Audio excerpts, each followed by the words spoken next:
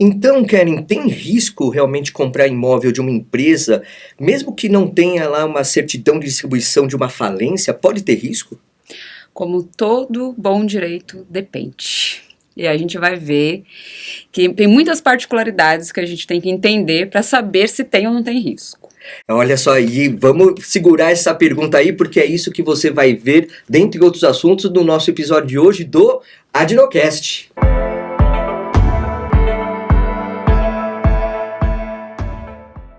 Olá, meu amigo, olá, minha amiga, tudo bem? Estamos aqui em mais um nosso episódio do Adnocast, o podcast da nossa Adnotari, Academia Nacional do Direito Notarial e Registral. E eu já faço aquele super, mega, hiper convite para você. Se ainda não é associada, não é associado, não, peraí. Então, ó, paralelamente a assistir esse episódio, entra lá em www.adnotari.org.br e faça já a sua associação. Nós temos muita coisa para te oferecer, conteúdos exclusivos, grupo do WhatsApp que você pode debater, conversar com várias pessoas do Brasil inteiro, especialistas em direito notarial e registral, tirando dúvidas, fazendo comentários, muito interessante. Além, é claro, dos nossos núcleos temáticos, dos mais variados temas que interferem aí no mundo do direito notarial e registral, com palestras, com discussões. Aliás, a Adnotari tem uma participação ativa como amicus curiae junto ao STJ. Já participamos numa questão de julgado da alienação fiduciária, penhora de imóvel em execução condominial, sim. Agora nós temos outros temas que também fomos até convidados para participar com a amicus curiae, como amicus curiae. Então é muito interessante a sua participação também para engrandecer a nossa academia. E é claro, siga-nos nas nossas redes sociais, aqui no YouTube, assista a todos os episódios que estão aqui disponíveis e lá no nosso Instagram, sim, @adnotari, toda terça-feira tem papo acadêmico com o grande Kiko Naga às 8h30 da manhã, então não deixe de participar.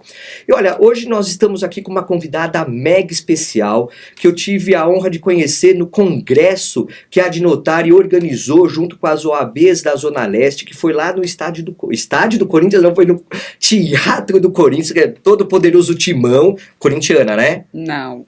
Ah, não, peraí, vamos regravar tudo, vamos desconvidar aqui, não é possível, temos uma infiltrada aqui, né? Mas lá no Teatro do Corinthians foi um congresso, o segundo congresso de direito imobiliário e condominial das OABs da Zona Leste, e ela trouxe um tema que é interessantíssimo no mundo imobiliário, notarial e registral, que é tema de falência, recuperação judicial e leilões. E eu falei, não, vamos lá, vamos para o nosso Adnocast aqui, com certeza. E ó, vou fazer a apresentação dela porque ela simplesmente, doutora Karen Formiga Santana, advogada, professora assistente lá na PUC, no curso, é do COGEAI, né? Na especialização do COGEAI, na PUC em Direito Empresarial, especialista e mestre em Direito Empresarial, também ela tem especialização em resolução de conflitos pela Universidade de Castilha, lá na Espanha, em La Mancha, e também processo civil pela PUC de São Paulo. É um prazer tê-la aqui conosco. Obrigado, viu? Imagina, o prazer é meu pelo convite, uma honra.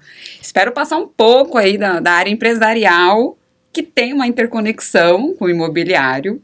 E aí vamos falar um pouco dessas alienações, leilões, nesses institutos, né, que é recuperação, falência. Aí vem aquela primeira questão, o pessoal tá sempre ligado a temas de notarial e registral e fala, mas o que uma especialista, uma mestre em direito empresarial, professora, tá fazendo aqui? O que ela tem a agregar? Qual é a importância? Porque, assim, a gente tava até conversando em off aqui, aliás, os bastidores, né, o pessoal a gente tem que começar a gravar os bastidores aqui em Capobianco, né, para soltar também. Mas é importante sempre ter essa inter-relação, essa interconexão entre diversos temas, né? Porque o advogado imobiliarista, aquele que atua realmente, ele precisa saber outros ramos, processo civil, dentre outros, mas a questão de empresarial também é relevante. Né? Com certeza, né? A gente aqui vai falar da recuperação, e acho que em outra oportunidade da falência, mas as matérias, né, empresarial, imobiliário, tributário, criminal, são todas interligadas, e dentre outras, consumidor, cível. Então, obviamente, é muito interessante a gente fazer, né? Quando a gente fala aqui no empresarial também, a gente chama muitos professores convidados que não são necessariamente da área empresarial, principalmente quando a gente vai falar de contratos de incorporação imobiliária. Então a gente chama muito vocês para o nosso curso lá também na COGEAI, porque as matérias são conectadas. E é muito importante, porque uma hora o advogado imobiliário vai se deparar talvez com uma questão muito importante do cliente, que ele fala, eu tenho interesses em arrematar imóveis, ou até ele já sabe aquele imóvel específico, aí o advogado vai atrás e vai descobrir que ele está numa recuperação, ou ele está numa falência. E aí se ele não souber o que se quer é isso, já não vai, né, conseguir atender plenamente o cliente. Então, eu acho que é interessante, vocês entenderem, né, e a gente passar minimamente ali para ter um conhecimento e, obviamente, quando for o caso do cliente, se aprofundar. Mas já falar, olha, eu lembro que eu vi aí lá no Adnotare falar sobre recuperação, falar sobre falência. E o legal é que, legal não, né, mas o diferente, né, melhor dizendo, é que a falência, e tanto a falência quanto a recuperação judicial, são um mundo à parte no direito. Aliás, quando eu sou nomeado para fazer leilão de falência, eu olho aquele processo de 10 mil páginas, 20 mil páginas, 30 mil páginas, para me localizar e saber que daquelas 30 mil páginas que tem, apenas talvez 150 são adequadas ou úteis para eu realizar o leilão. Mas eu preciso entender a fase, né, como que foi feita a situação. Eu muitas vezes participo junto com o administrador judicial na arrecadação, porque o que eu acabo fazendo já é o loteamento do bem, porque a gente tem aí na falência, que é o nosso tema agora desse episódio, a gente já tem a realização do ativo antes propriamente até do quadro geral de credores. Não há uma vinculação mais, né, entre, não precisa saber todos os credores, definir e aprovar os credores para depois fazer a alienação dos bens que foram arrecadados, né? Então, há uma complexidade própria, natural da falência, não tem? Muito. E é isso mesmo. Acho que quando você vai pegar um plano de falência, 10 mil páginas é o mínimo, dependendo do estágio, né? E aí qualquer advogado vai levar um susto, que não é da área. Gigantesco. E aí, quando realmente vai fazer essa análise em específico do imóvel que está indo, ou já acompanhar porque tem interesse no imóvel, ou na UPI, que a gente também vai falar, né, que seria mais o conjunto dos bens, não necessariamente os bens individuais, a pessoa, o advogado, se não é da área, vai levar um susto. E aí a gente vai falar aqui, começa a desconsiderar várias coisas que você não precisa fazer essa análise toda. A gente trabalha, né, no meu caso, a gente trabalha realmente para as falidas e para as empresas em recuperação. Não é o caso de administrador judicial, mas a gente saberia direcionar, né, óbvio, a gente sempre também auxilia, mas é muito bom que o advogado, mesmo que não é falencista, ele entenda, né? Ele consiga entender quais são os pontos principais de onde ele vai analisar a relevância ali da necessidade ali do que ele precisa ver para o cliente dele. Aliás, eu tenho uma preocupação muito grande na hora de elaborar o edital de leilão, em caso de falência e recuperação judicial, trazendo a maior quantidade possível dos detalhes, porque realmente vai resumir, vai ficar mais palatável para o interessado ao ler o edital e falar assim, bom, provavelmente eu nem preciso ver o processo, né? Ou já sei as páginas exatas que eu preciso consultar. Quer dizer, já há um direcionamento, né, no edital, porque a gente sabe que edital de leilão muitas vezes é aquela situação de meia página. Modelão. Né? Modelão, tal. Complicado. Os meus editais costumam ter de 5 a 7, quando é falência, às vezes 9, porque é um nível de detalhamento que é importante ter, né? Então isso tudo vai evidenciar. Mas vamos lá. Então, você tocou já num ponto que já vamos começar... Vou começar a te explorar. Vou te explorar aqui. Porque quando a gente fala em leilão, não necessariamente, no caso da falência, não necessariamente você vai ter sempre um bem específico indo a leilão, né? Aliás, quando se faz a arrecadação de bens, é uma arrecadação do todo, né? Então entram bens imóveis, bens móveis, mas entram outras questões também, por exemplo, a marca, o domínio do site, né? Então tudo que tem valor. né? Tudo que tem valor agregado. Então, o parque industrial, o fabril. Então, aquela empresa ela tem um valor completo e ela tem valores destacados também. Né? Então, e a lei estabelece, né, até de uma certa forma, e aí é isso que eu quero saber, é uma ordem efetivamente de realização, porque eu vou fazer o leilão daquele parafuso, ou eu vou fazer o leilão da empresa toda. Como que a lei traz e a prática dinamiza essa questão? Vamos alienar o todo, frações, é conveniente ou não, adequado ou não? Vamos lá. Então, para a gente iniciar agora, né? A gente contextualizar.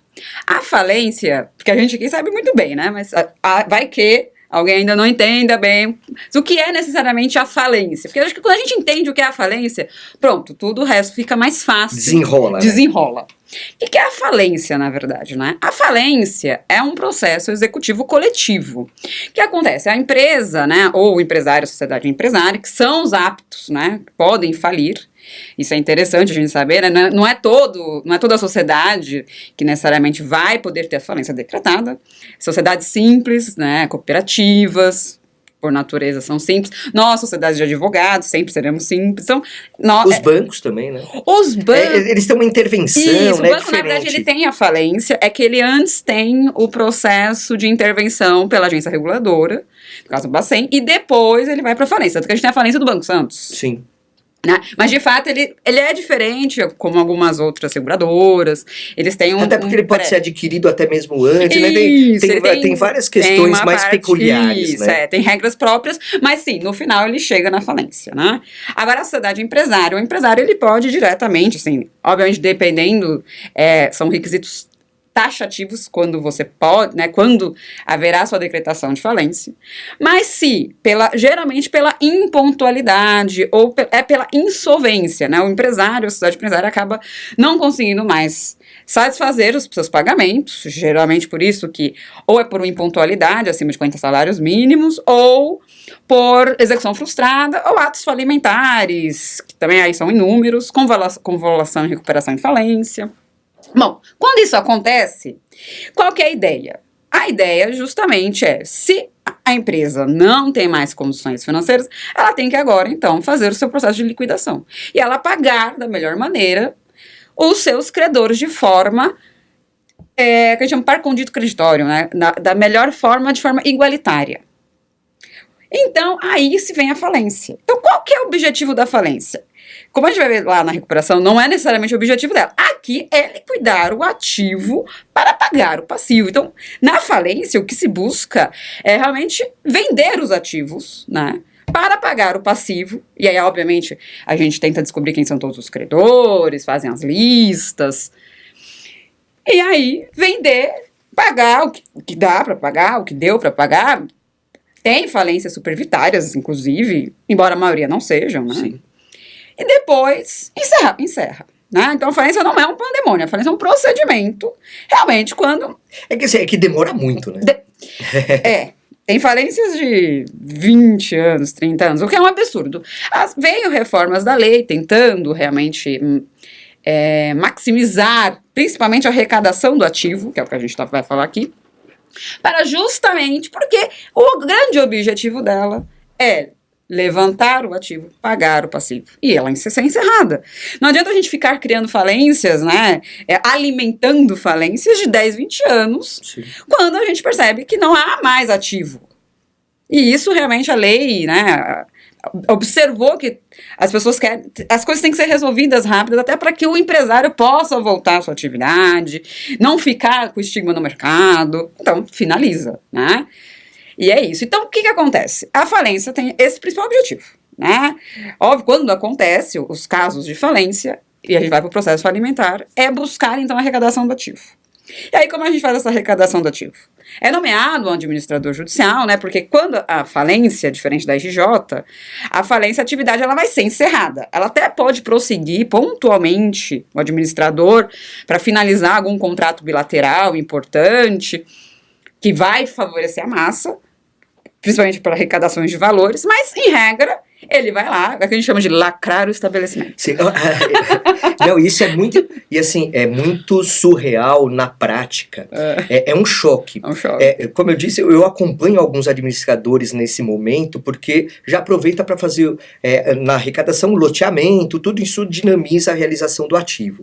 E teve um caso interessante, foi uma rede famosa de instrumentos musicais que faliu, e eu acompanhei o administrador, e a gente foi lá, foram 2 unidades, simultaneamente nas 2 unidades, tal, lacrando a loja, tal, e era um dia de funcionamento normal. Sim. E ninguém sabia que ia acontecer, porque o efeito surpresa também é importante, né, nessa situação.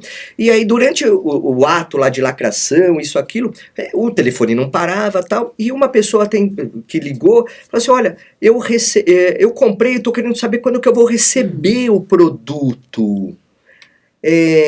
Aí, ó, mexe direito do consumidor. Não, e aí até eu estava do lado do administrador, ele falou assim, olha, a empresa faliu, foi decretada a quebra, e agora é no processo falimentar. Mas eu já paguei, né? Então, quer dizer, aí complica tudo. Nossa. Né? Mas esse ato, voltando aqui para as vacas magras aqui, ou gordas, nós temos a questão da arrecadação. Esse é um momento muito importante. Como, infelizmente, lógico, né? Para o empresário é muito ruim, embora, eu falo, depende muito também do mercado, da ciência da própria atividade empresarial. Às vezes ela realmente não conseguiu lidar, né? Seja por algum setor financeiro, econômico, político, a atividade não deu certo, né, aparentemente, porque se der certo, ele vai conseguir a reversão de alguma maneira, mas, enfim, por meio de recursos, mas tem a lacração justamente por surpresa, justamente para preservar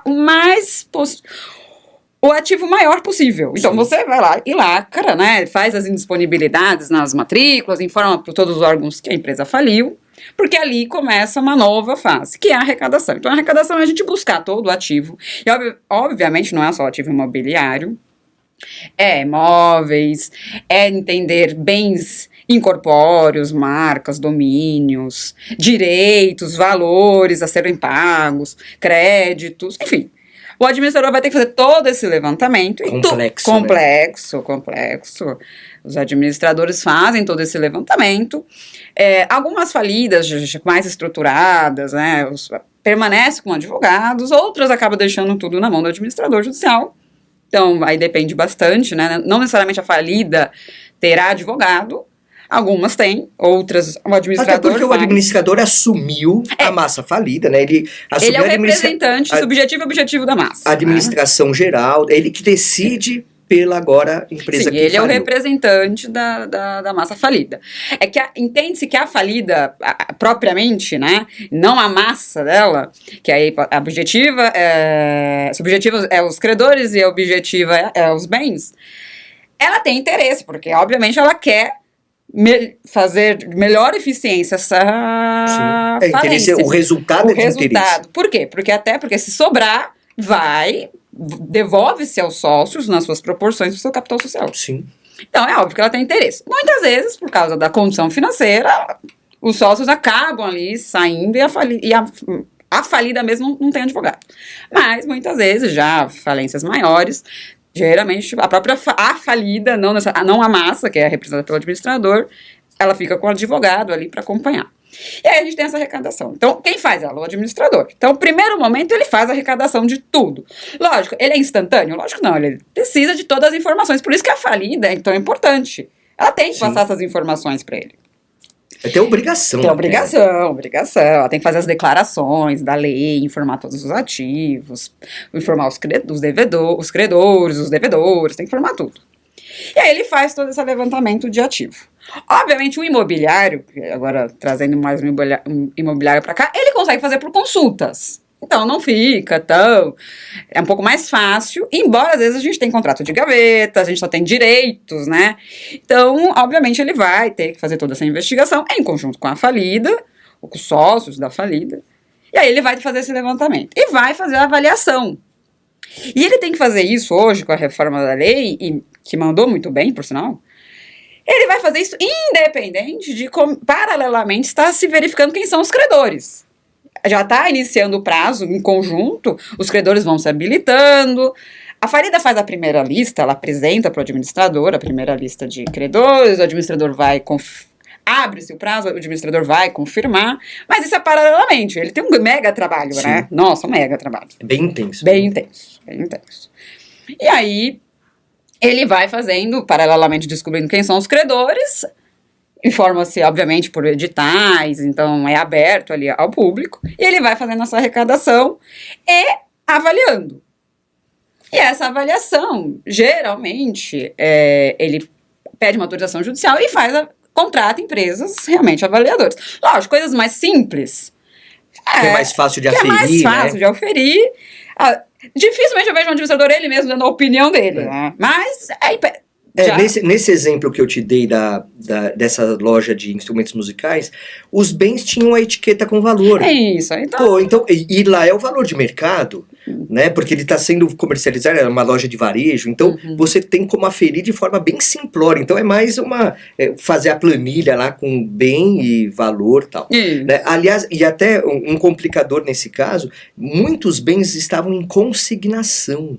Isso. Né? Ou seja, não são do patrimônio da falida, então eles não podem. A princípio, tudo foi arrecadado, porque não se tem como se aferir, e aí depois cada um foi buscar, né, com incidente. Tem procedimentos próprios para isso. Para buscar. Porque quando lacra, né, pega o que tiver lá dentro, né? Vai ficar, e aí depois cada um tem as medidas próprias, né, são buscando demonstrar que era da pessoa, não era da falida, e ele consegue a ação de restituição, vai lá e pega. Sim. Mas já vai ficar lá até ele provar, por meio de nota, documentos, que não é da falida e estava ali em consignação nesse caso. Agora, os imóveis fica assim, para o administrador achar, é um pouco mais fácil, no sentido se os imóveis estão devidamente registrados, em nome da falida. Ou, a gente já teve muitos casos que eram contratos de compra e venda, não tinha se feito, estava a escritura, mas não tinha se feito o registro.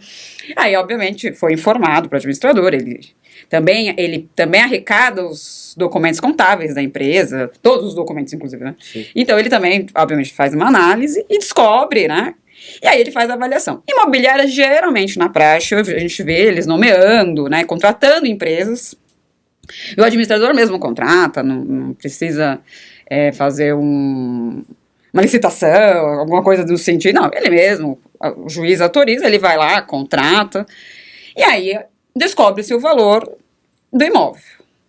Mas não só do imóvel, na verdade a gente vai ver, aí agora a gente começa a ver. Acho que foi a pergunta que você me fez, no final das contas. Agora que eu vou respondê-la, né? Mas aqui é assim. A gente vai pra Nárnia, eu fui lá, volta, aí vai pra Lua, depois... Por que ele vai arrecadar? Todos os bens. Só que a empresa, a gente, né, no empresarial, a gente fala muito assim. A empresa, óbvio que a gente tem, ela é composta do estabelecimento dela. O estabelecimento dela, dos bens corpóreos e incorpóreos. E ela, na verdade, é um conjunto de bens, né? Então, óbvio que a gente, quando ele vai arrecadar, ele faz individualmente. No caso, vamos imaginar que esse exemplo que você deu, que foi um caso concreto, de loja de instrumentos musicais, ela tem. Vamos imaginar que a loja também é dela, que aí a gente começa a falar do imobiliário. Sim. Ela tem a loja, né, o patrimônio imobiliário, dentro do patrimônio imobiliário ela tem todos os instrumentos, ela tem móveis, aí imagina que eles têm um carro, então eles têm, né, uma estrutura. Ele vai, obviamente, separar, ele fala, olha, tem esse móvel, ele vai avaliar o imóvel, ele vai avaliar cada instrumento, então ele vai dizer, ó, cada instrumento é isso, isso, isso, o carro é isso, isso aqui, o valor. Mas veja, eles podem, em conjunto, é uma loja. Individualmente é um imóvel, individualmente é um instrumento, individualmente é um carro. Em conjunto é uma loja. Que a gente chama de aviamento. Ela tem no conjunto dela, ela tem um valor agregado. O combo, né? O combo, né? Ela tem um valor agregado. Então, o que a lei fala? Preferencialmente, veja, a lei falou, olha, o que o mercado, o administrador vê ali o que o mercado vai funcionar e tem interesse naqueles bens. Então, ele pode, de fato, preferencialmente, tentar vender o bloco, vender tudo, vende a loja. Aí vem o imóvel, vem os instrumentos, porque alguém vem lá e assume. Entra-se uma nova pessoa jurídica e assume, já tem um negócio. Mas pode ser que as pessoas falem, mas naquele ponto nem era tão bom. Interessante. Ou, por isso que quebrou. E por isso que quebrou. Por isso que quebrou. Ou a atividade já não é, embora eu acho música sempre é. Sim. Eu admiro, não toco nada, mas admiro quem toca, eu acho que. Enfim, mas vamos imaginar que a atividade naquela cidade não funcionou, enfim, naquela região. E aí o que o administrador vai pensar? Pô, melhor eu fazer separado. Aí ele pode vender o imóvel. Então é uma conveniência. É uma conveniência. E geralmente essa conveniência parte do próprio administrador. Sim, o ideal é que ele faça um plano, né? Assim que ele arrecade, ele faça um plano de alienação dos ativos. E aí ele vai fazer essa análise. Óbvio que ele vai passar para o juiz, né? Não é 100% discricionário do administrador, mas ele vai Tem o contraditório também. Vai dar a opinião dele para o juiz, né? Falar, os credores vão poder se manifestar, né? Sim, tem tudo. Fica aberto, a falida também. Então, assim, é óbvio que o administrador é ele que vai fazer essa análise, mas ela vai passar pelo crivo do Poder Judiciário, que com certeza estará sob os olhos dos credores, da própria falida, do Ministério Público, no caso de falência. Sim. Na recuperação, a gente vê que o Ministério Público ele é estimado para uma coisinha ou outra, mas ele está mais fora. Agora, na falência, não, ele está lá, né? Todos os atos, inclusive, são obrigatórios o Ministério Público se manifestar. Então, tem muita gente, né? Então, mas quem faz essa análise, no primeiro momento, de conveniência, isso mesmo, é o administrador judicial. Então, ele vai lá. Bloco, semi-bloco, vamos dizer assim. Por quê? Porque ele pode falar, a loja inteira, talvez o mercado ali não vai comportar. Vamos vender o imóvel, os instrumentos inteiros. Aí vamos fazer um bloco dos instrumentos, todos os instrumentos. Porque às vezes uma outra loja, que já existe uma loja com os instrumentos musicais, sim, e ela vai gostar de pegar. Então ele faz, então, todos os instrumentos musicais e o carro. E aí ele faz 3 lotezinhos. Acabou. Ou ele também pode, mais improvável, vender cada instrumento de forma individual. Embora mais difícil, porque daria um mega trabalho. Sim. Mas ele pode falar, guitarras aqui, violões ali. Ele também pode fazer dentro do setorizados, né? Isso também. Fica muito a critério do administrador. E óbvio, ele pode tentar primeiro vender em bloco, se ele achar que tem mercado. Não deu certo, vende individualizado. Né? Então, é essa a ideia da arrecadação. Mas ela é feita realmente, a falência é feita para que se arrecade de forma rápida, eficiente, se avalie rápido e justo e mande para o mercado para venda. No caso dos imóveis, é interessante, você tocou em pontos muito relevantes que, primeiro que a gente tem, isso daí é o cenário nacional, a irregularidade dos imóveis. Isso acho que toda família tem um caso de imóvel irregular. Né? Eu digo que na minha tem. Então, chácaras. Alguma coisinha lá, tal, que não está no nome de quem deveria estar, mas precisa de regularização. E para as empresas isso também reflete, obviamente. Mas existe, e isso daí vai diferenciar entre a alienação do próprio imóvel, direito real de propriedade, de direitos, né? Direito do promitente comprador, ou alguma outra coisa nesse sentido, né? Agora também, eu tive um caso interessante que o imóvel, ele atingiu os sócios. E aí, eu queria aproveitar e te perguntar sobre isso, porque muitas vezes não é só o patrimônio da empresa falida que vai ser atingido. Também o patrimônio dos sócios podem ser atingidos, não é isso? Vamos lá. Tecnicamente, quem é a falida é o empresário, se ele for pessoa física. Aí sim o patrimônio dele, porque tem uma confusão, pode ser atingido. Hoje é muito difícil nós termos a figura do empresário, depois que nós temos a sociedade unipessoal, então, obviamente, as pessoas tendem a constituir sociedades limitadas, que têm a responsabilidade limitada, mesmo que tenham um único sócio. Que aí faz uma separação. Aí faz a separação, realmente, a responsabilidade limitada. Quem é a falida é a pessoa jurídica. Então, quem vai falir é a pessoa jurídica. Os bens que serão arrecadados são da pessoa jurídica, no nome dela. Então, vamos imaginar que para a gente sempre trazer o mesmo exemplo, nessa loja de instrumentos musicais, a loja está no imóvel do sócio. Não é o imóvel do sócio que, em regra, irá para a falência. Ele não vai. Vai só os instrumentos, vai Sim. os computadores, vai a marca. Não, o imóvel não vai. Tá? Mas posso chegar a atingir. O que acontece, de fato, pode sim por meio de desconsideração da personalidade jurídica. Então, assim, eu só posso atingir bens dos sócios de responsabilidade limitada, mas se há ou a própria limitada, se dentro de um incidente falimentar, houver a desconsideração da personalidade jurídica, e aí tem que ter os requisitos de fraude, lá do artigo 50 do Código Civil, e aí entender que os sócios realmente tiveram desvio de finalidade, confusão patrimonial, e aí o que o juiz vai falar? Pô, agora você tem responsabilidade patrimonial aqui na falência. E não seria uma coisa natural? Porque a falência não decorre invariavelmente de uma má gestão, ou, não, invariavelmente acho que é muito pesado, né? Tudo que é absoluto é indevido. Mas, em grande parte, decorre. E aí a gente entra lá na teoria maior, teoria menor da desconsideração, vai lá para o Código de Defesa do Consumidor, no artigo 28. O artigo 28 do CDC, ele traz uma situação que é mais efetiva do que o artigo 50 do Código Civil, que fala o seguinte: só decretação da falência já é causa de atingir os patrimônios dos sócios. É, isso né? mesmo. Então você tem essas nuances todas. Então, se no direito do consumidor só a falência já gera essa abertura para atingir o patrimônio do sócio, né, nessa desconsideração da personalidade jurídica, na própria falência não é natural. Então precisa desse incidente para que haja a desconsideração. Eu gosto de dizer, lógico que a gente adota teoria maior, teoria menor, como uma forma didática de entender qual é o nível para eu desconsiderar, né, a responsabilidade. O que precisa ser provado ou não para chegar. Para eu chegar no sócio. O consumidor, ambiental, eles, por uma questão mais de responsabilidade, imputação de responsabilidade da lei, chega no sócio. E pela vulnerabilidade que eles possuem. Né? Eles chegam mais... Trabalhista.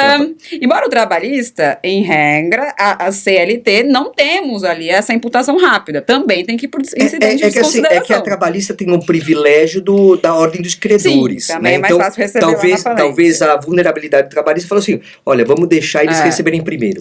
Mas é isso. Então, assim, em regra, os consumidores acabam atingindo mais rápido. Agora, na falência... E eu falo, a falência, embora, lógico, pode ser má gestão. Pode ter sido inúmeros, né? Na verdade, pode ter inúmeros fatores, somados, inclusive, né? Nunca um único. E a má gestão tende a aparecer em vários casos de falência. Mas a má gestão não é fraude. Má gestão eu não escolhi certo. Eu tinha alguns não tem o tino pro negócio, né? Eu tinha alguns caminhos e segui pelo errado. Eu tava ouvindo um podcast outro dia, e de cada 10 empresas que passam por uma próxima geração, que é muito comum, empresas familiares, 7 quebram. Não preparou direito. Quer dizer, realmente existe uma dificuldade no mundo empresarial na sucessão, porque a empresa é ad eterno, né? Sim. Ela não tem um fim, claro que a falência é o fim, a falência é um fim. É o fim, né? Mas assim, em regra, ela foi feita para não ter fim, né? Prazo indeterminado, né? Diferentemente da pessoa natural que vai... Sim, que nós morreremos. Né? É um termo, todo mundo vai morrer.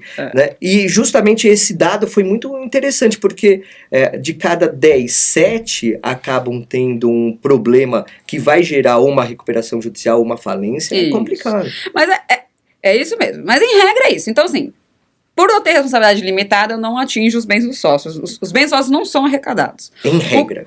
Na verdade, eles nunca são arrecadados. Não, a arrecadação não, mas o eu posso atingir o patrimônio do sócio, de fato, num incidente que vai exigir a confusão patrimonial, desvio de finalidade, ou seja, fraude, né?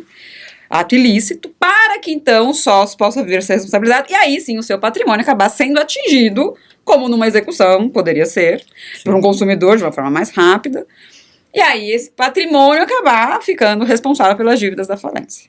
Mas não é a regra, tem que se provar, né, sob pena de então, na verdade, na regra, o sócio ele fica fora, né, os bens dele não são contaminados com as dívidas da pessoa jurídica. O que se arrecada é da pessoa jurídica, né? Então, se tem, mesmo que, no exemplo que eu dei, a loja, se é do sócio, continua lá. Ninguém não vai falar, eu queria aquela loja lá, aquele imóvel, falar, esse aí não vai entrar na falência. Agora, aproveitando o gancho, já que a gente abriu o leque até para o direito do consumidor e tal, uma das grandes viabilidades também de leilão de bens, não apenas da empresa, mas, claro, vamos focar no da empresa que está em falência, é a questão de débitos condominiais, né? E aí, você tem uma situação de ser extraconcursal esse crédito condominial para fins... E é isso que eu... Porque existe uma discussão a respeito disso. A lei fala uma coisa, existem algumas interpretações, né? Com relação à execução condominial. O condomínio está lá executando. E é uma empresa. Perfeito, ok, tá, devendo tal. Penhora-se esse imóvel no curso da execução condominial paralelamente à arrecadação que foi feita na falência. Pode ser, não pode? Eu tenho alguns casos... Uma né? boa pergunta. E aí, eu falei, vamos contextualizar para respondê-la. Porque realmente a falência, ela é um instituto muito próprio. Onde ela acaba se sobrepondo a alguns outros...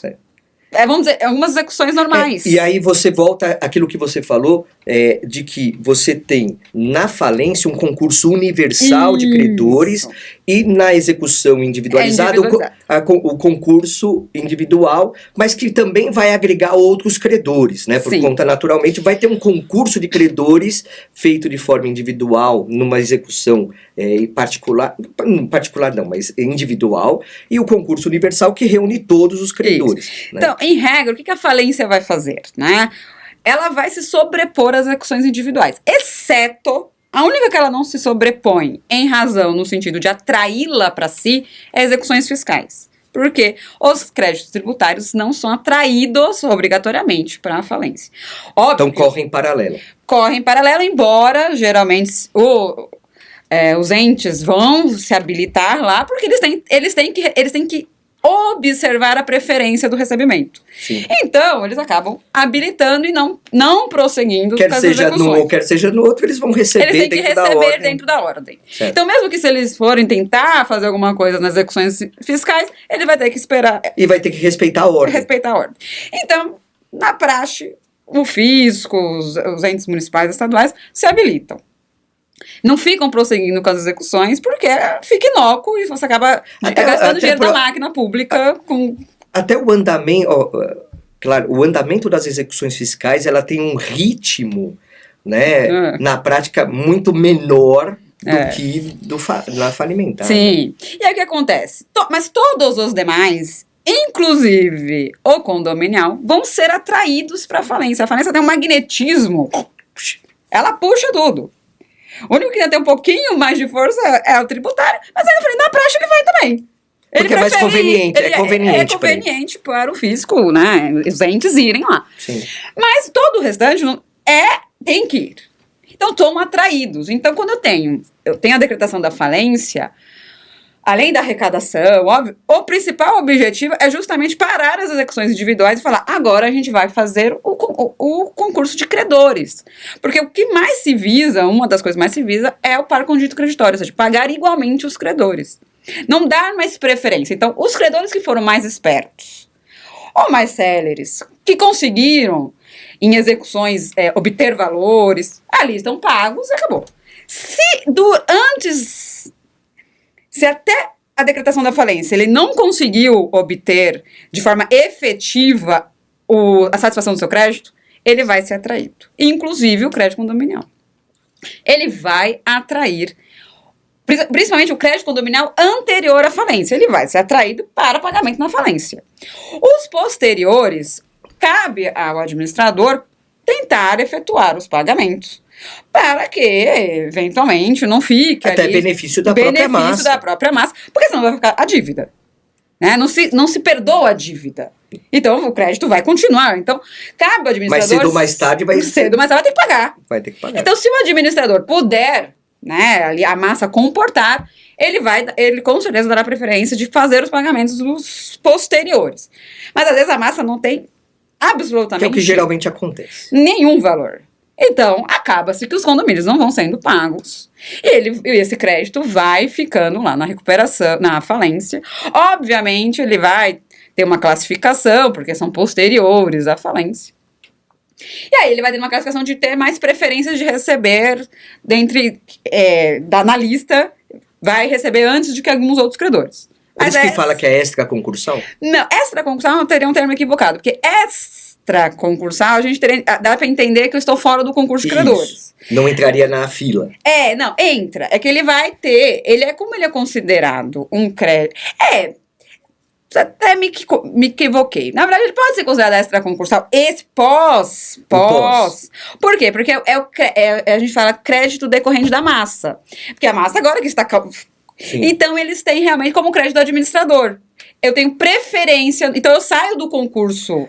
daquele concurso que é antes que gerou a quebra. Que gerou a quebra, e realmente eu fico um extra aqui. Aí primeiro eu recebo eles e depois como se eventualmente tivessem a manutenção de algum funcionário, alguma coisa, posteriormente à quebra. Geralmente eu não mantenho os funcionários, mas se por alguma razão eu manter um funcionário, o administrador manter um funcionário... Ou um prestador de serviço, por exemplo, a contabilidade que estava sendo feita. Advogados. Porque o administrador, ele não necessariamente ele é advogado.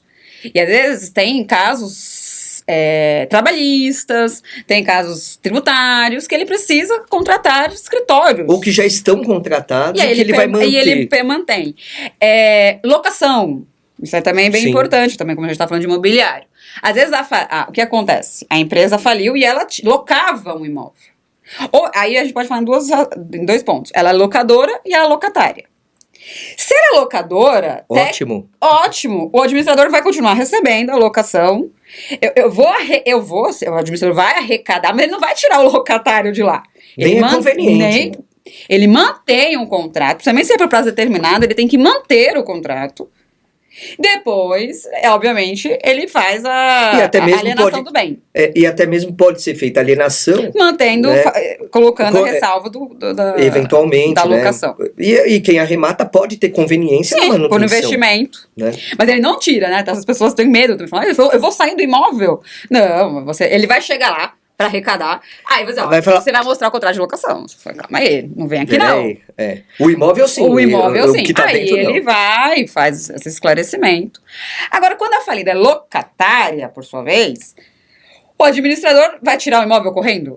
Tirar os bens correndo daquele imóvel? Então, ele tende a falar, opa, vou manter, se for conveniente, ele mantém a locação e continua pagando o locador. E aí é um crédito que realmente a gente chama de extraconcursal, no sentido de que ele não vai ficar ali, ele não vai entrar na classe, né, que seria, no caso, a quirografária, mas tipo, não vai entrar nas classes que é real, trabalhista, tributário, real, quirografária. Por quê? Porque ela é despesa da massa. Despesa da massa, paga-se fora daquele concurso de credores, né? Embora também tenha uma regra de recebimento, mas realmente é fora. Certo. Então tá certo, tá correto dizer que seria extra concursal. E aí, no caso desses débitos posteriores, pode ter a continuidade da execução condominial? Não, porque ele não vai executar. O que o administrador tem que fazer é pagar. Se ele não conseguir pagar, ele vai criar uma lista separada e vai dizer que ele tem preferência no recebimento. Mas execuções individuais, elas já não estão absorvidas. Já estão. Tá. Agora, vamos para a alienação propriamente dita, né? Então, arrecadou, o administrador, ele estabeleceu a conveniência entre alienar o combo, e vamos pensar na alienação do imóvel. Então, foi conveniente estabelecer a alienação do imóvel, a venda em leilão. Primeiro que o leilão não é a única forma de venda, né? Então, parte para isso. Mas, quando se fala em leilão, nós tivemos uma alteração recente porque... No direito, 10 anos é recente, 5 anos é mais recente ainda, e é uma alteração de 2020, né, que entrou em vigor em 2021, né, foram 30 dias de vacatio legis, mas a lei é de 24 de dezembro de 2020, então foi bem na virada do ano, né, a lei 14.112, que fez diversas alterações na lei falimentar, na lei 11.101 de 2005, e dentre elas, uma alteração substancial no artigo 142, 143, que fala justamente dessa forma de alienação, e mais exatamente por meio do leilão, né? Queria que você falasse sobre essas alterações que são muito relevantes e geraram uma maior efetividade até da realização do ativo. Perfeito. Então vamos lá. Arrecadei, né? A gente inicia, assim, prosseguindo aqui com a nossa falência. Arrecadou, é o ato sequencial, né? E aí eu vou vender, né? Aí ele vai ver lá bloco individual. Vamos imaginar que geralmente vai mais para o individual, mais blocos, mas o imóvel geralmente, realmente, a gente vê bastante comum ir individualmente pelo valor, né? Dele, né? O pessoal tem interesse para fazer vários outros inúmeros de investimentos. Então, geralmente se os imóveis... amplia o leque de interessados. Então, geralmente os imóveis vão mais individualmente. E aí, Na verdade, como você falou, a lei ela traz algumas possibilidades de alienação. O leilão é o que a gente chama assim, é o ordinário, né? É o mais comum. Se o juiz não falar nada, todo mundo vai entender que vai por leilão. Mas tem uns outros modos, né? Nós temos, tecnicamente, a lei fala modos competitivos. E aí a gente pode estar pensando em pregão, em proposta. E aí, inclusive, a lei fala outros meios, que aí são extraordinários, que eventualmente o administrador pode trazer algumas ideias para o juiz, e aí ele vai precisar, inclusive, de autorização dos credores em assembleia para fazer alienações de forma muito extraordinária, que não são aquelas da lei. Mas não são tão comuns. Mas pode ser que sim, um dia que o advogado acabe se deparando com um leilão, uma alienação numa falência que não seja de leilão. Sim. E vai lá ver o que aconteceu, que provavelmente tem autorização do juiz. E se ainda for por outros meios, que não seja o leilão, ou provavelmente vai ter autorização da Assembleia Geral dos Credores para que, né, tenha se feito dessa forma extraordinária. Mas vamos falar do leilão, que é a coisa mais, mais usual, né? O que acontece? Ele vai mandar para leilão. Não é? Então ele vai nomear-se um leiloeiro. Este que vos fala. E muito bom, porque é verdade, se o edital estiver ótimo, você resolveu a vida do interessado. Porque se o edital não está bom, ele vai ter que olhar as 10 mil páginas, 20 mil páginas. Então, realmente, o leiloeiro tem uma função, junto com o administrador, que tem que aprovar, né, a minuta, de tentar fazer um edital muito bom, detalhado, onde está os lados de avaliação, as folhas, a autorização, porque fica muito mais fácil de fazer uma análise. Mas nomeia-se, então, o leiloeiro, que terá direito ao pagamento da sua comissão. Óbvio.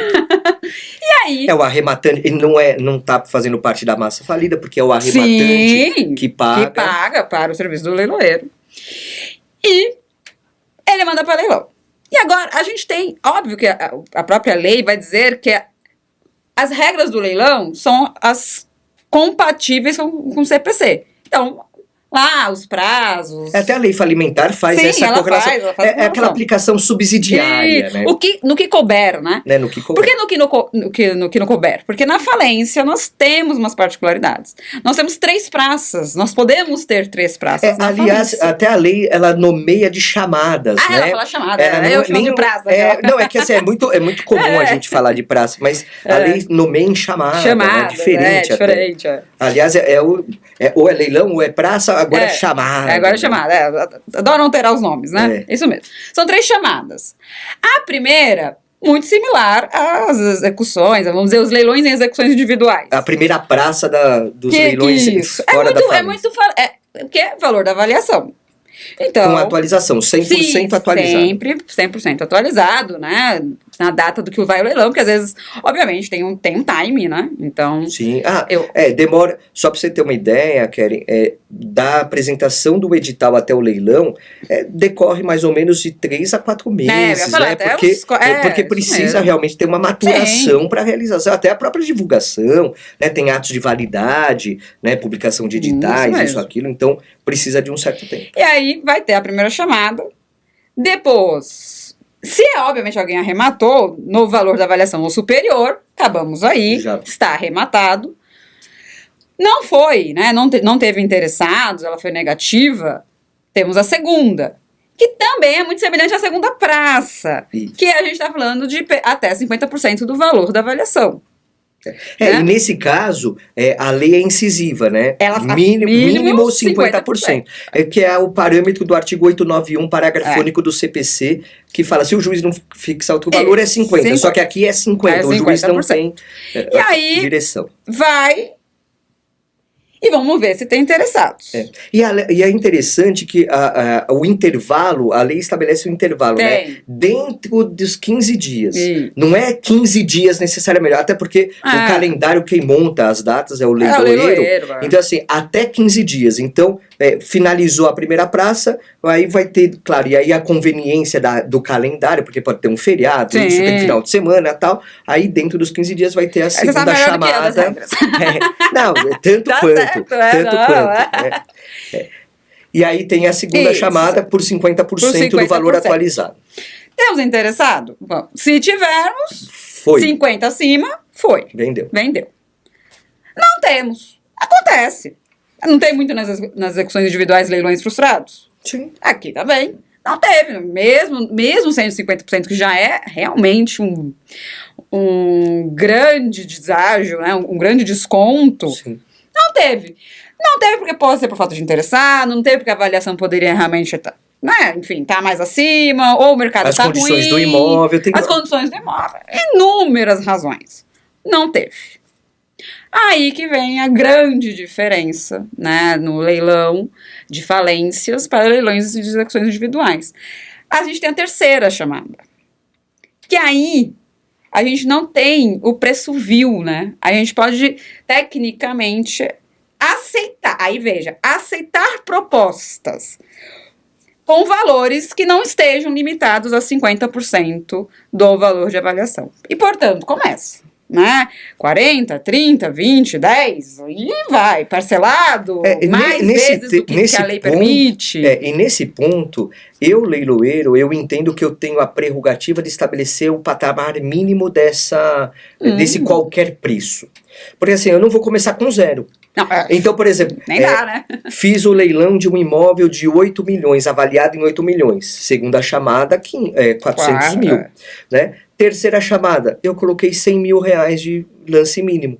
Né? E foi disputado e tal, acabou sendo vendido, se eu não me engano, por 3 milhões e alguma coisa. Abaixo dos 50%. Né? Então, tem o afastamento, e aí é texto legal, não se aplica o conceito de lance vil, né? De não, preço vil. Não. Né? E é isso, então assim, os que eu já vi... E você entende que precisa ter aprovação?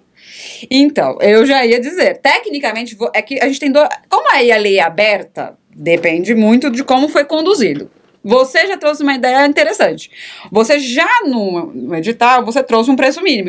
E, portanto, se no edital saiu assim e o juiz autorizou, então o juiz já falou, a partir daqui eu tô aceitando. Então, realmente, eu não preciso mais de autorização judicial. Nesse caso, que é omisso. Então, os meus editais, eles são genéricos a qualquer preço. Por qualquer preço. Só que, como eu tenho a prerrogativa de estabelecer o incremento... tá. E você... Então, eu começo pelo valor do incremento. Entendeu? Tá, então, entendi. No edital tá o texto da lei, por qualquer preço. Só que aí, lá no leilão, na terceira chamada, aparece o valor... O incremento é o primeiro que ele tem que dar. Porque senão a pessoa vai dar zero. Não. Vai dar um incremento, real. lógico. Não, o incremento. Então, como o leiloeiro tem a prerrogativa do incremento, o primeiro lance é o valor do incremento. Tá. Então, nesse caso, foi de 100 em 100 mil. Sim, o incremento. Foi... Né? Então, até por conta do valor envolvido. Até porque tem que ter a disputa. Como a disputa eu faço, aí você colocou um marco ali pra fazer o incremento. Claro. Então, eu entendo que sim. Por quê? Porque, vamos imaginar, num caso hipotético, esse caso deu, uma vale 8 milhões. 4, foi lá, começa com 100 e vai. Vai arrecadar um imóvel de 8 milhões por 100 mil reais. É uma coisa assim que tem que entender se de fato era o caso porque realmente aquele imóvel só vai ser vendido por 100 mil, no final das contas, no mercado hoje, ou se eu posso segurar ele um pouquinho mais. E amanhã eu tento refazer o leilão, daqui uma semana, daqui 20 dias, daqui 30 dias. Então, na minha visão, mas olha só, acho que caberia o juiz, quando tá, assim, abaixo demais, deveria o juiz aceitar. Lógico, o leiloeiro vai mandar as propostas, ó, essa aqui foi a melhor, homologa. Mas ele vai... Eu já vi casos de não homologar, justamente porque o valor era muito baixo, e entendeu-se que cabia. E essa é uma discussão interessante, porque a lei fala que a venda do ativo será feita independentemente da situação do mercado. Sim. Tá, né? Inclusive na lei. Tá expressamente na lei. Sim. Né? E fala que a terceira chamada é por qualquer preço. Não aceita no vil. E mais ainda, o 143 da lei de falência, ela fala o seguinte, olha, pode ter impugnações em 48 horas, e se a impugnação for sobre o valor, tem que ter proposta com valor maior, né? Então, assim, no meu entendimento, não haveria essa discricionariedade do juízo de aceitar ou não, se não houver uma impugnação pelo valor, mas não uma impugnação com alegação de lance vil, porque a lei expressamente afasta. Mas uma alegação de preço baixo com uma proposta melhor. Melhor porque a pessoa que deu a proposta, ou se tiver uma concorrência de propostas, a melhor das que vierem em 48 horas, vai ser aquela que vai ser a considerada vencedora, e quem fez a proposta, ela se considera arrematante. Aliás, a lei fala que ela entra no lugar do arrematante. Isso, ela substitui. Né? Substitui o arrematante, né?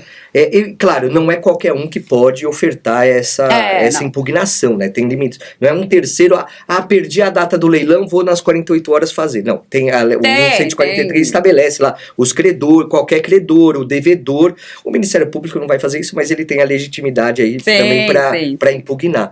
Né? Por isso que eu acho que não haveria essa discricionariedade, porque a lei, ela primeiro fala que, independente das condições do mercado, fala expressamente fala que não tem preço vil e traz as impugnações por valor, né? Eu falo assim, o direito ele é mágico por isso, É né? mágico por isso. A gente pode pensar que é um poder-dever do juiz homologar, né, a proposta, ou a gente pode interpretar que em algumas particularidades ele fala, não, aí foi muito abaixo e eu vou tentar, porque também, você trouxe a literalidade da lei, mas o princípio, né, também da falência é buscar maximizar o ativo para pagar os credores. Se o valor for muito ínfimo, veja, pode ser muito ínfimo, claro. E se o juiz entender ali e o administrador as peculiaridades, fala, vai assim mesmo, porque a ideia também é finalizar o procedimento. Mas não é vender na bacia das almas uma coisa. E até porque o meu interesse enquanto leiloeiro é vender pelo melhor valor. Então eu vou fazer toda a divulgação. Porque a sua comissão é proporcional. Pô, entra lá um leilão de um imóvel de 8 milhões. Opa, 5%. Né? Não vai vir. Passou a primeira chamada, eu já fiquei triste. Já fica triste, já é verdade. Aí passou a segunda chamada, 50%, ninguém arrematou, eu fico um pouco mais triste ainda. Né? Aí começa a disputa. Então o meu interesse, enquanto leiloeiro, é fazer a melhor venda possível. A divulgação, isso tudo. Então, até quando eu presto contas do resultado do leilão, eu vou explicar as condições da venda. Olha, foram a divulgação foi feita aqui, acolá, tal. Tantas pessoas se organizaram para entrar, tantas se habilitaram, teve disputa, não teve. As condições, eu vou tentar estabelecer o mínimo de informações, pelo menos, para justificar como que foi aquela disputa, né? Também. Mas eu acho assim, pra gente ficar no meio termo, né, como uma boa pauliana que sou, acho que a regra é essa. Vai pelo qualquer valor, vai ser apresentado para o juiz, ele deveria homologar. Mas eu acredito que em algumas particularidades, pode sim, independente do credor, o juiz acabar não homologando, se naquela particularidade entender que realmente, não pelo preço vil, mas porque ela não vai realmente atender os princípios maiores da própria falência. Sim. Que é realmente buscar, né, de maximizar o ativo para o pagamento dos credores. Mas é isso, né? Mas no geral, essa é a grande vantagem. E por que fazemos isso, né? Por que fez isso na falência? Para vender a bacia das almas os imóveis? Não, porque quanto mais demorar para se vender os bens, maior vai prejudicar a massa. Então os bens têm que ser vendidos rápido. Vamos cauterizar rápido. Tem que ser rápido. Estancar a hemorragia. Tem que ser rápido. Vida que segue. Nem que tenha eventuais perdas. E o mercado aceita. E nós atraímos também pessoas interessadas. Né? Porque também... E eu percebi, Keren, que a disputa, ela fica até maior. O interesse é maior. Eu fui um dos primeiros leiloeiros, se não talvez até o primeiro, que fez o leilão com base nessas alterações da lei 14.112 lá de 2020, né? E o que eu percebi foi que há uma atratividade maior de interessados para a disputa na terceira chamada, porque, claro, eu vou pagar 100, aí vai o interesse. Sim. 50, o interesse pode fazer com que a pessoa queira pagar na primeira chamada, na segunda. A gente teve casos que foram na primeira chamada. Sim, e eu já tive casos também de a primeira chamada foi negativa, a segunda foi negativa, a terceira extrapolou o valor da primeira, por conta da disputa. Então, realmente traz uma atratividade muito maior, né? O leilão em si, ele já traz essa atratividade, fazendo com que, como você falou, olha, 50% é melhor do que pagar 100, mas pagar 40% é melhor do que pagar 50, e assim por diante, né, obviamente. Então, a disputa, e todos os interessados, tanto o administrador, como o judiciário, como o leiloeiro, o devedor também, os credores, todos têm interesse na melhor venda possível. Então o único que está interessado em pagar menos é o arrematante. Né? É verdade. Ele, só que ele tem um interesse junto com outros tantos. Sim. Por isso a né? competitividade Por é isso tão que importante. A competitividade é importante, né? Com importante certeza. na família. Agora, eu queria voltar àquela pergunta. A gente fez uma pergunta inicial que eu acho que é muito importante com relação aos cuidados que o advogado que atua no ramo do direito imobiliário tem na análise, naquela due diligence, né, que deve ser feita. Né, nos cuidados que são feitos antes de uma compra por parte do cliente dele com relação ao imóvel. Porque vamos imaginar, eu vou contextualizar para abrir para você a situação. Imóvel sendo comercializado, mercado tradicional, está lá anunciado no imobiliário, ou eventualmente não necessariamente. Então, matrícula de imóvel, pessoa jurídica proprietária. Né? Naturalmente, vão buscar, na matrícula do imóvel não tem nenhum ato de construção, não tem penhora, indisponibilidade, não tem nada, tá bonitinho. Nada, tá bonitinho, né? Tá bonitinho. Pode acontecer? Claro que pode acontecer, né? É o que a gente até espera que aconteça. Só que o que acontece? Pega-se as certidões, tal, certidão distribuidor civil, falimentar, nenhuma ação, tá bonitinho. Né, fala, pegou dos sócios também, tal, né, foi bem cauteloso, esse advogado, essa advogada foi aqui bem diligente. E aí o que acontece? Depois, pouco tempo depois, e aí eu quero entender essa dinâmica, foi decretada a falência e aí vai lá, o imóvel pode ser arrecadado? É um tema que dá medo nas pessoas, Sim. Né? Quando elas vão comprar imóveis de pessoas jurídicas. Porque é evicção, a gente tá falando da evicção aqui. Isso, perder a propriedade. E é isso, as pessoas quando vão analisar compras de bens de pessoas jurídicas, sociedade empresária, já acende o alerta, ela pode falir. Opa, deixa eu dar uma olhada aqui. E deve-se acender o alerta, Sim. Realmente.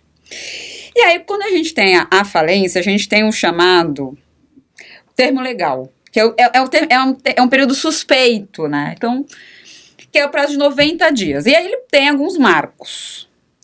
90 dias antes da decretação da falência, então são 90 dias para trás. Mas ele também pode ser do primeiro protesto. E aí você fala, às vezes o primeiro protesto já foi há algum tempo. Sim. O que eu acho que são marcos que os juízes têm que ter muita cautela em aplicar, falando que 90 dias o primeiro protesto, porque pode ter passado um lapso temporal muito grande. Ou quando é caso de recuperação judicial, da data da recuperação judicial que venha a se ter com valor em falência, na data da RJ, do pedido da recuperação. O que é esse período? A gente chama de período suspeito, que todo período que antecedeu ali, dentro daquele período que antecedeu a falência, poderia ter cometido alguma situação que o devedor, já antevendo que iria, tenta vender. Foi dissipar o patrimônio. Dissipar o patrimônio. E aí, o que acontece? As pessoas têm muito receio. Porém, a gente tem que deixar muito claro isso. Tecnicamente, eu vender um ativo imobiliário dentro desse período de 90 dias, se acontecer, eu peguei todas as certidões e do nada o cara pede uma autofalência, poderia acontecer, eu vou ter meu bem arrecadado? Desconfie de valores muito abaixo do mercado, né? Você já dá uma... Opa, por que ele vale 1 milhão, por que ele tá vendendo por 600? Porque ele tá vendendo por 200, 300... 600 ainda, mas essa cara tá com dificuldade, acho que eu ia defender a pessoa. Tem tese. Tem tese. Mas, tecnicamente, a venda imobiliária dentro do período suspeito não é caso de ineficácia, porque na lei nós temos um caso de ineficácia. Tem situações que dentro dos 90 dias serão ineficazes para a massa, ou seja, tanto faz se aconteceu, como doações, atos gratuitos. Se você doou, eu não quero saber se a pessoa era de boa fé, recebeu. Como é um ato unilateral, gratuito, gracioso... É absoluto. Né? Vai voltar para a massa. Acabou. Dentro desses 90 dias. A compra e venda, não. A gente já está falando aqui de um negócio jurídico, né, bilateral, onde eu tenho uma contrapartida. Eu paguei para... Até porque não houve necessariamente um desfalque patrimonial. Isso, porque eu paguei. Então, quando eu falo, só tome cuidado com valores muito abaixo, para não entender que você está em conluio com a empresa. Por quê? Porque não vai entrar em atos ineficazes. Pagar na conta da É isso, em da conta do empresa. sócio. Pagar na conta da empresa, não ficar pagar pro sócio. Ou não. Outro que também, às vezes, dação em pagamento. Dação em pagamento, aí tome muito cuidado. Aí você. Porque um credor está sendo privilegiado. Isso, porque um credor está sendo privilegiado. Então, diferente de compra e venda pura, agora, dações em pagamento, inovações, já começa a dar. Põe em garantia da alienação fiduciária, hipoteca. dívidas já existentes, começa a dar um problema. Porque tanto a hipoteca como a alienação fiduciária são alienações. Sim. Né? Então você, de uma forma. Você está onerando Sim. aquele bem. Então, mas a compra e venda pura, tecnicamente, se você estiver de boa fé, ele não será considerado. Já não é considerado um ato ineficaz. E se você é de boa fé, não vai nem ser considerado um ato de possível revogação. Agora, se você tiver. Se tiver em conluio, má fé, eu falei, só toma cuidado com. Má fé é difícil de se provar, né? Fraude se não se prova, é indícios. Aí começa. Sim. Você pagou na conta do sócio, você pagou um valor muito abaixo do mercado. Vai começar a cheirar mais mal pra você do que os credores que querem que o bem volte. Não, e outra, é um litigando contra não pegou certidão. Olha, eu sei que tá na lei. Que concentra tudo na matrícula e tal. Bobeira. Não faz. Eu na não prática, faço isso. Olha... a gente já teve podcast aqui discutindo essa Eu não quero criticar nada. situação. Eu entendo a lei e acho que a lei, como a lei da falência, tenta melhorar, facilitar, dar mais segurança jurídica. Eu entendo perfeitamente. E concordo que nem carro a gente não pede. Mas corre um risco gigantesco. Mas imóvel, pra gente, né? Toma cuidado, né? Mas enfim. Então, eu acho que essa é a questão. Quando eu brinquei que eu depende, óbvio, se a gente tiver muitos indícios de que estava em conluio, não necessariamente aquele conluio completamente consciente, mas pode dar mais uma interpretação ruim e realmente esse imóvel, né, a gente tem uma revogação, não uma ineficácia, uma revogação disso. Mas em regra não. Em regra se comprou, compra e venda pura, pagou o preço, ainda que obviamente um preço menor, negócio. Porque também... Tomou todas as diligências, não. O imóvel está fora da...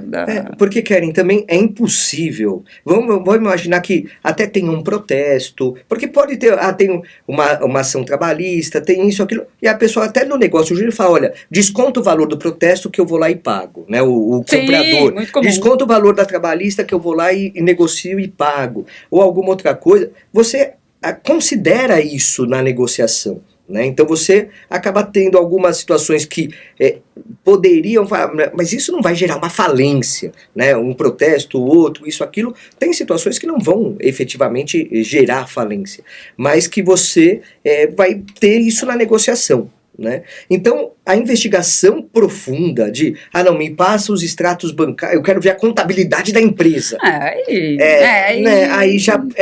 aí o vendedor vai falar assim, não, aí eu não vendo pra você, meu. Que já teve caso, a gente já comprei casos que a pessoa pedia tanta coisa que o vendedor falou, eu não vendo mais pra você. Cansei. Pedia tanta coisa, a gente já ficou assim, nossa... Aí a gente fala, não precisa de tudo isso mesmo. Mas realmente certidões, se tiver outras execuções, verificar se não tem outros imóveis compatíveis no patrimônio. Você faz essa due diligence básica. Fez a básica. Fez o arroz com feijão. Fez o arroz com feijão. A tendência é que se acontecer uma falência, no período de 90 dias, mesmo dentro do período suspeito, ou que nem seja de 90 dias, a revogação ela pode até atingir... atos anteriores a 90 dias, se tiver questão de simulação, má fé, fraudes, você vai mostrar, você vai ter toda ali a sua diligência que você fez. Sim. E certamente o administrador nem vai atrás de você. Ele só vai atrás se ele já viu alguma coisa. Opa, aí tem. Senão ele nem vai. Ele nem vai. Está lá, registrado na matrícula, comprou, pagou o valor tanto. Tendência é que o administrador nem vá atrás. Ele só vai se começar a cheirar muito mal, quando eu brinco, né? Começou a chorar mal, aí ele vai fazer uma investigação. Então, independente, né, A gente tem que fazer essa due diligence independente de se é uma sociedade empresária ou não.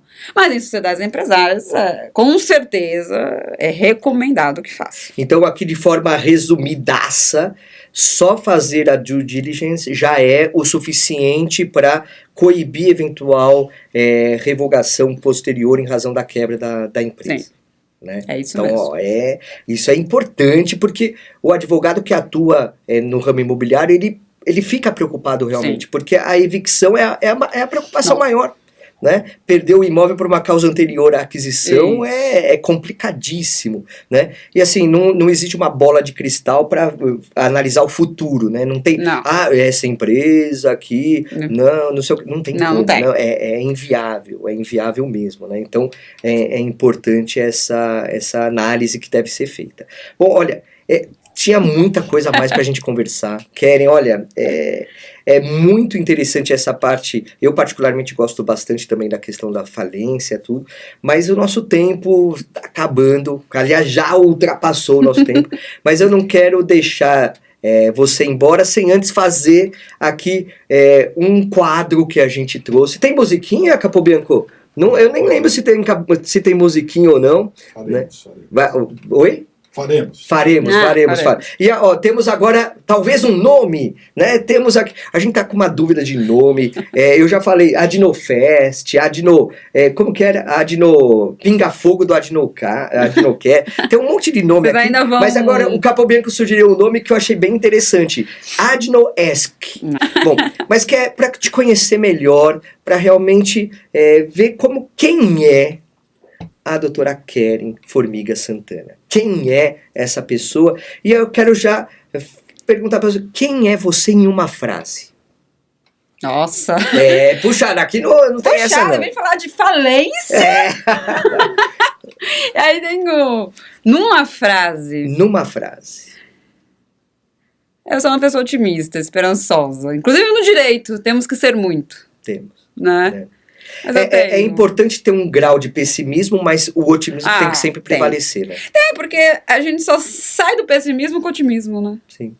Mas o pessimismo faz com que a gente tenha cuidado. Sim. Mas o otimismo faz com que a gente supere todas as barreiras e aí alcance realmente os objetivos. Isso mesmo. Que bom. Outra coisa, dica de filme. Você tem algum filme que você viu recentemente ou não recentemente? O que você dá aí?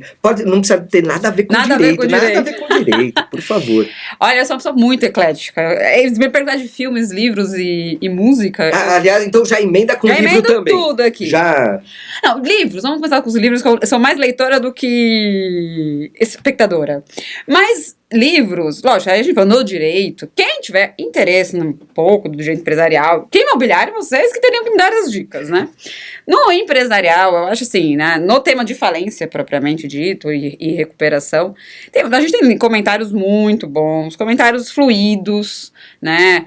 E aí vocês vão ver bastante assim, do Fábio Lhoa, Marcelo Sacramone, Manuel Justino, são aqueles que, independente da sua área, sabe quando é bom você ter um livro clássico, ali? Clássico, uma leitura que geralmente observa, são atualizadas todo ano. Então, fica aí a dica, né? Às vezes a pessoa, eu queria ter um pouco mais de conhecimento da falência, da recuperação. São livros que realmente estão ali, eles são didáticos e profundos ao mesmo tempo. Então, tem inúmeros outros. Sim. E ainda o do Sacramone, ele traz uma leitura de dentro do judiciário também, né? Ele já foi, né? Agora por conta disso. Agora ele conhece os dois lados, né? Então é muito bom, então pega o último volume, né? Da época de juiz, agora advogado, tá refrigerado. É um bom livro, é um livro muito bom, então assim, isso vale a pena, quem tivesse interesse, né? Agora, outros livros, assim, que não sejam da área do direito, eu tô lendo um atualmente, inclusive, né? Que é O Ruído, do Daniel. É muito interessante porque ele vai falar das nossas vidas no questão dos julgamentos. E como nós somos advogados e vivemos... Primeiro, tem uma frase muito boa, né? Que, na verdade, o primeiro juiz é o advogado. Depois vai realmente ser o juiz propriamente. E é muito interessante entender como nossos vieses e ruídos podem realmente causar julgamentos diferentes de casos idênticos. Então, é interessante, é mais psicológico, é mais da área da psicologia, mas Mas é importante. é do mesmo ator do Pensar Rápido e Devagar, muito bom também, então fica aí a dica. Agora, os filmes, eu sou boba, eu vejo filme romântico, eu vejo filme de comédia, mas são... Tem que espairecer também, né? Eu falo assim, né? A televisão e rede social, ela nada pra mim é uma dopamina mesmo. Então, quando eu vou, eu não quero assistir nada muito complexo. Nem pensar, né? Nem pensar. Então, eu sei filmes bobos. É uma diversão. É uma diversão. Então, não teria pra recomendar no sentido, porque são filmes mais... pra mim, realmente, a rede social e Netflix da vida são dopamina total. Eu não gosto de filmes... Quando eu já vejo filme complexo, eu já fico, ai... Não sei se eu quero assistir. Prefiro ler coisas mais complexas do que ler. Porque ler eu controlo o meu tempo. Os filmes eu gosto de coisas boas. Eu acho que a dinâmica da leitura te abre mais a interpretação, né? Isso, a minha interpretação. Eu paro, eu reflito. Agora, os filmes eu gosto de filme bobinho. Que legal, isso é ótimo. Bom, olha, mas antes de ir embora, aqui você vai ganhar um presente do nosso Adnocast, que a canequinha voltou a canequinha aqui da Adnocast. Ó, por favor, obrigada um café. Para um cafezinho, um chazinho, tudo para ter aí. Ótimo. Obrigado. E assim, te agradecer muito, Keren, né? A gente vai te ouvir ainda para falar sobre recuperação judicial, né? E também traçar questões relacionadas ao direito imobiliário, que é importante, né? Multidisciplinar, a gente precisa ter esses tratamentos, mas quero te agradecer muito a tua disponibilidade, o teu conhecimento, a tua desenvoltura. Você é uma pessoa incrível. A sua palestra lá no congresso foi maravilhosa, a repercussão dela foi incrível mesmo. Obrigado por estar aqui. Tuas considerações finais. Imagina, eu que agradeço. É um prazer, né?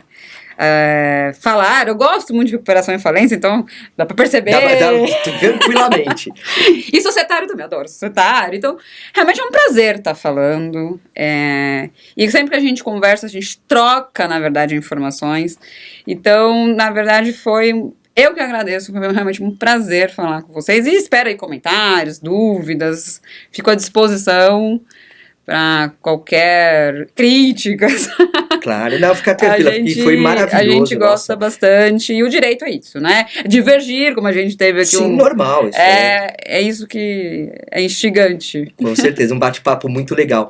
E olha, eu quero também agradecer você que está aí nos acompanhando e fazer aquele convite básico. Você não é associada, não é associado ainda da nossa Adnotari, a Academia Nacional do Direito Notarial e Registral. Então, peraí, aproveita que tá acabando o episódio, entra lá em www.adnotari.org.br e faça já a sua associação. É baratinha, a anuidade é baratinha pelos benefícios que você tem.